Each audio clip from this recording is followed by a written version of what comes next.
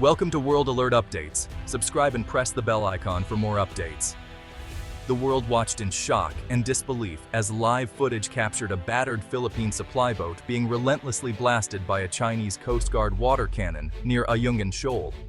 The images, broadcast in real time, sent ripples of alarm across the globe, highlighting the raw intensity of the confrontation and the vulnerability of those on board. The date, September 3, 2025, became etched in history as a turning point in Southeast Asian geopolitics. Headlines screamed of escalating tensions, and the world's attention zeroed in on the West Philippine Sea, where the balance of power was being tested in dramatic fashion.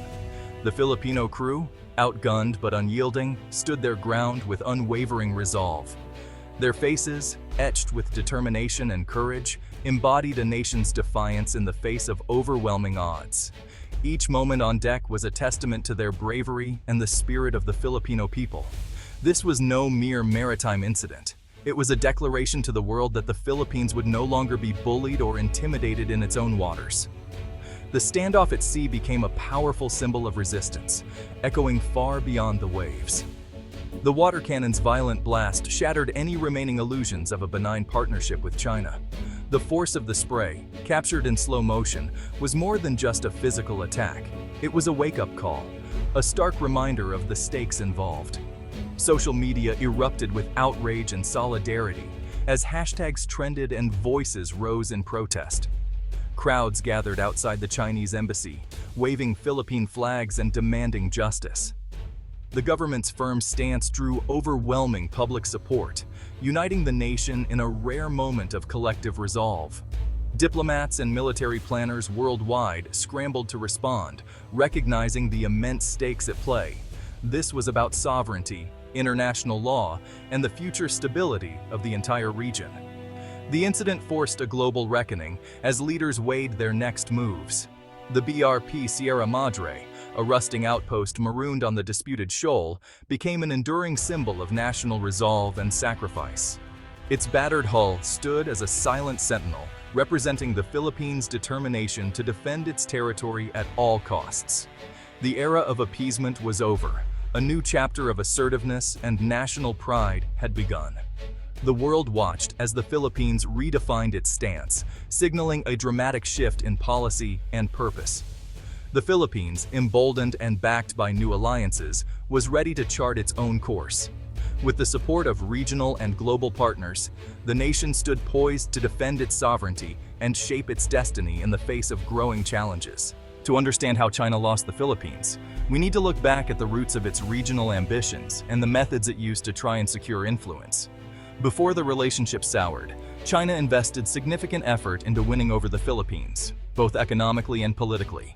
China's meteoric economic rise fueled its ambition to dominate Asia, with the Philippines as a key target in its broader strategy to reshape the regional order. Billions flowed into Southeast Asia through the Belt and Road Initiative, ports, railways, and bridges, all designed to create economic dependency and bind countries closer to Beijing's orbit. The plan was simple, yet far-reaching. Make China indispensable, mute criticism, and quietly expand its influence across the region, one deal at a time. The Philippines' strategic location in the first island chain made it vital for China's naval ambitions, serving as a potential gateway to the Pacific and a buffer against rival powers. By drawing Manila closer, Beijing hoped to push the U.S. further away, secure its maritime flank, and establish a sphere of influence that would be difficult to challenge. For a while, the lure of Chinese investment seemed irresistible, promising rapid development, new jobs, and a future of prosperity for the Philippines. But behind the win-win rhetoric was a calculated bid for hegemony, with China seeking to shape the region's politics and economics to its own advantage. The Philippines, like its neighbors, was expected to trade autonomy for economic gain, accepting China's terms in exchange for promised benefits. Yet, this grand strategy would soon face unexpected resistance, as the people and leaders of the Philippines began to question the true cost of China's embrace and assert their own national interests. At the heart of the conflict is China's Nine-Dash Line, a sweeping claim over nearly the entire South China Sea, overlapping the Philippines' own waters. The South China Sea is a global trade artery and a treasure trove of resources, making control over it a strategic prize. For Filipinos, these waters are the West Philippine Sea, a lifeline for fishermen and a core part of national identity. China's aggressive presence isn't just geopolitics, it's a daily threat to Filipino livelihoods. The nine-dash line turned a shared sea into a flashpoint, setting the stage for confrontation. In 2012, a standoff at Scarborough Shoal exposed the harsh realities of power politics. When the Philippine Navy tried to stop Chinese poachers, Beijing's ships intervened, leading to a tense 2-month standoff. A U.S. brokered deal called for mutual withdrawal, but only the Philippines complied. China stayed, seizing the shoal and barring Filipino fishermen from their traditional grounds. The humiliation was profound, revealing Manila's military weakness and the futility of trusting informal deals. Scarborough's loss was a wake-up call, pushing the Philippines to seek justice through international law. The incident destroyed trust and forced a strategic rethink in Manila. China's short-term gain would trigger a long-term backlash. The standoff became the catalyst for a legal battle that would challenge China's claims on the world stage. Scarborough Shoal was lost, but the fight for sovereignty had just begun.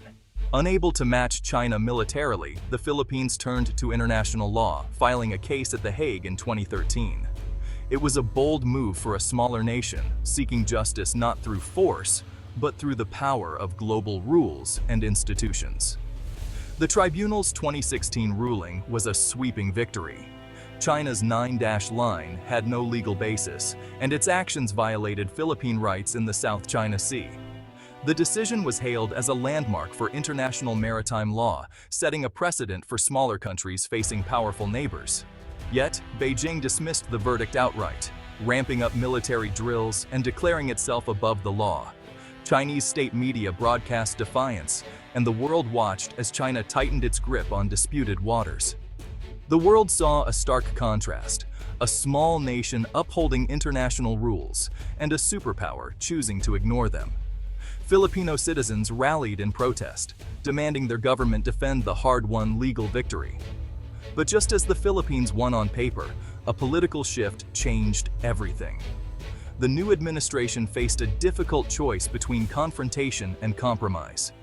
President Duterte, newly in office, shelved the ruling in hopes of Chinese investment and warmer ties.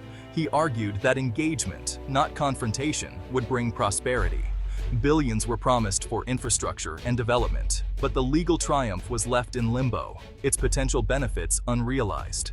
The decision to set aside the victory stunned many and left the Philippines vulnerable, both legally and strategically.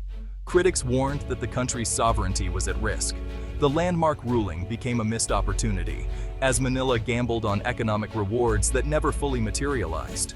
The sense of loss lingered in public debate. China's defiance sent a chilling message: might, not right, would rule the sea.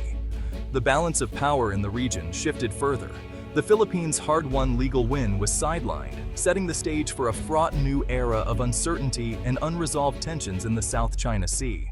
Duterte's pivot to China marked a dramatic shift, distancing from the U.S. and embracing Beijing's promises. He hoped appeasement would bring a flood of Chinese loans and infrastructure, transforming the Philippines. $24 billion in deals were announced, fueling dreams of rapid development. Supporters called it pragmatic. Critics saw betrayal and surrender of sovereignty. Yet, the promised projects stalled, mired in delays and unfavorable terms. Chinese vessels continued to harass Filipino fishermen, and aggression in the West Philippine Sea persisted. The economic windfall never fully materialized, while strategic leverage slipped away. Public optimism faded as the costs of appeasement became clear. The gamble on friendship looked increasingly one-sided. The Philippines found itself giving up more than it gained. As Duterte's term wore on, the dark side of Chinese investment emerged. High-interest loans sparked fears of a debt trap, echoing warnings from other countries.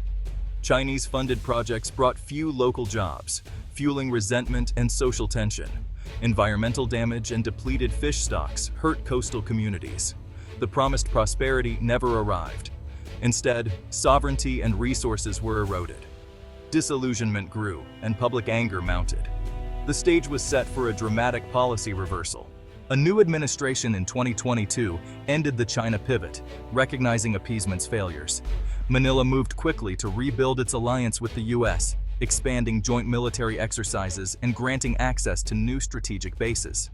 Japan became a key partner, providing patrol vessels and deepening security ties. Australia joined in joint naval patrols, strengthening regional deterrence. The Philippines embedded itself in a network of alliances, raising the cost of Chinese aggression. This realignment was a clear message. Manila would not face Beijing alone. Integrated deterrence became the new strategy, uniting like-minded nations for a free and open Indo-Pacific. The Philippines was no longer adrift, but firmly anchored with its allies. The pendulum had swung back. Sovereignty and security were once again paramount. The country reclaimed its agency on the world stage. September 3, 2025. The Philippines stands transformed, assertive, and unbowed. Manila now exposes every act of Chinese aggression, rallying domestic and international support.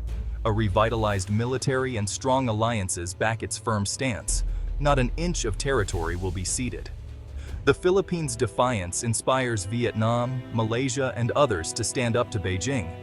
China's strategy backfired, fueling Filipino nationalism and pushing Manila closer to its allies. Temporary gains in the sea cost China the trust of 115 million Filipinos. The Philippines chose independence, international law, and collective security. Even in an age of great power rivalry, smaller nations can shape their destiny. By standing firm, the Philippines secured its future and helped safeguard a free Indo-Pacific. The message is clear. Sovereignty is not negotiable, and unity is the ultimate shield.